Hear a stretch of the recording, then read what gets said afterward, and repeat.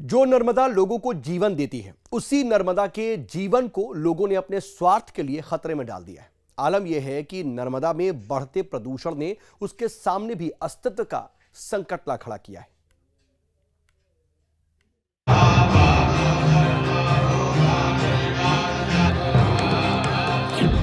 नर्मदा को कौन कर रहा है गंदा?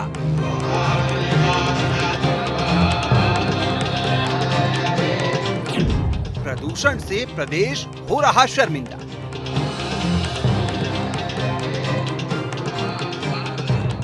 जी हाँ, एक तरफ हर साल 16 फरवरी को मध्य प्रदेश में धूमधाम से नर्मदा जयंती मनाई जाती है, दूसरी तरफ आलम यह है कि एमपी की लाइफलाइन यानी जीवनदायिनी नर्मदा प्रदूषण की वजह से अस्तित्व के संकट से जूझ रही है। मतलब जिस नर्मदा को प्रदेश का लाइफलाइन माना जाता है, उसे ही प्रदूषित करने पर लोग आमादा हैं। ये स्थिति तब है जब मध्य प्रदेश में नर्मदा को मां का दर्जा हासिल है। आपको जानकर हैरानी होगी कि नर्मदा का 80% हिस्सा मध्य प्रदेश में है। नर्मदा का 1077 किलोमीटर का बहाव क्षेत्र एमपी में ही है, लेकिन नर्मदा एमपी में ही सबसे ज्यादा मैली हो रही है। रोजाना करीब 150 mld गंदगी नर्मदा में मिल रही है। सबसे ज्यादा 136 mld गंदगी जबलपुर से मिल रही है। जबलपुर में नर्मदा का पानी आचमन के लायक भी नहीं है। प्रदूषण की वजह से नर्मदा के सामने अपने अस्तित्व को बचाने की चुनौती खड़ी हो गई है। हालत ये है कि नर्मदा में न सिर्फ जल स्तर कम हो रहा है, बल्कि प्रवाह भी संकुचित हो रही है। जानकारी के मुताबिक सांडिया में नर्मदा का जल स्तर 3 साल में 1.29 मीटर कम हुआ। नर्मदापुरम में इन्हीं 3 सालों में जल स्तर में 0.65 मीटर की कमी आई। मंडला में इन्हीं 3 सालों में 0.33 मीटर की कमी दर्ज की गई। मात्र 3 साल में नर्मदा में कुल मिलाकर जल स्तर में 20 से 31% तक की कमी आई है। बता दें कि ये सभी आंकड़े मानसून के जाने के बाद के हैं। 31 अक्टूबर 2019, 2020 और 2021 के आंकड़ों पर नजर डालें तो पता चलता है कि नर्मदा नदी का जल प्रवाह तेजी से कम हुआ है।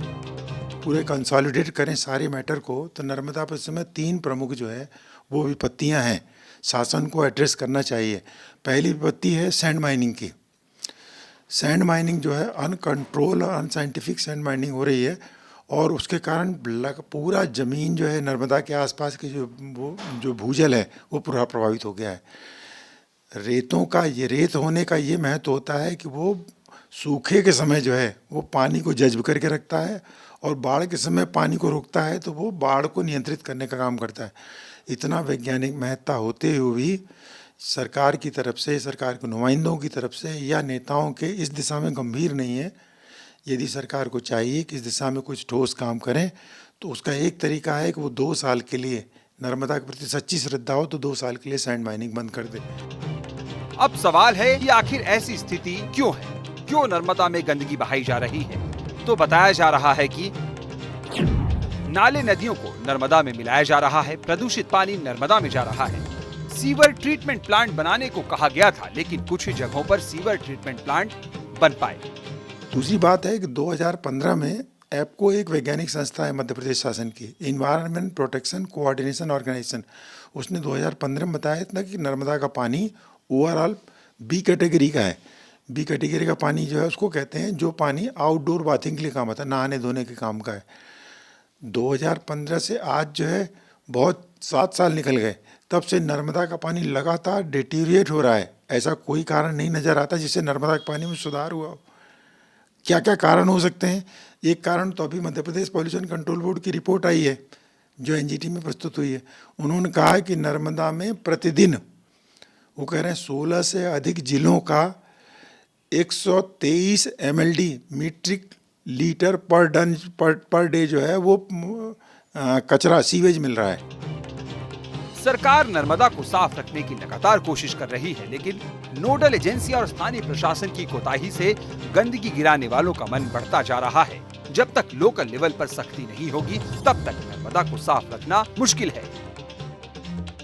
नर्मदा जो है मध्य प्रदेश के 25 जिलों के आसपास निकलती है। इसका मतलब है नर्मदा जो है मध्य प्रदेश के आधे जिलों से अधिक को कवर करती है। ऐसी स्थिति में यदि आप कहें कि नर्मदा जो है वो क्राइसिस से है, वर्ल्ड रिसोर्स इंस्टीट्यूट है, वो विश्व में बड़ा विख्यात है, सिर्फ नदियों के बारे में पता लगाता है। उसने कहा पूरे संसार में 6 ऐसी नदियां हैं जो नदियां जो हैं अपने अंतिम समय में चल रही हैं, अस्तित्व की लड़ाई लड़ रही हैं। वो कभी भी वार्षिक नदी से हट करके सीजनल नदी में कन्वर्ट हो जाएंगे। उसमें भारत की एकमात्र नदी है नर्मदा। यदि वर्ल्ड रिसोर्स इंस्टीट्यूट की यदि उसमें चिताया जा रहा है कि नर्मदा नदी जो है अपने संकट काल में है और उसका अस्तित्व खतरे में है, हम सबको अलर्ट हो जाना चाहिए। तभी नर्मदा के प्रति जो है हमारी श्रद्धांजलि हो और नर्मदा को हम बचा पाएंगे।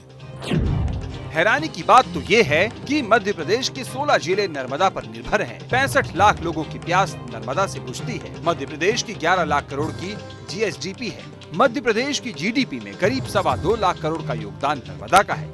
यानी मध्य प्रदेश की अर्थव्यवस्था में करीब 20% हिस्सेदारी है। मध्य प्रदेश का 19% पानी नर्मदा में है। बावजूद इसके नर्मदा की दुर्दशा पर किसी को चिंता नहीं होती। Team news state.